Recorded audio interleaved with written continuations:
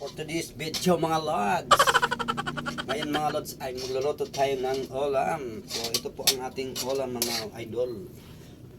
Ang unang gagawin ng idol ay lalagyan natin ng 2 egg.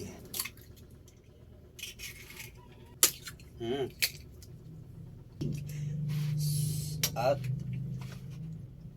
ang susunod mga idol ay ang harina. So lalagyan natin ng mga idol ng harina.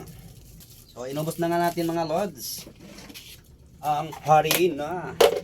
At susunod mga idol ay lalagyan natin ng magic sarap para masarap. Kasing sarap ng pagmamahal mo. Lahat ng mga lods. Kasi marami ito. Imikos-mikos na natin mga lods. So ganito lang ang process mga idol sa pagluluto natin ng okoy. So kailangan natin magluto at mahal din mga idol ang pagluto na mahal. So ready na ito mga idol, lutuin. Yan, okoy. Hindi na rin ako nagawa ng sausawan, ako'y nagugutom na. Kaya kain na tayo mga idol.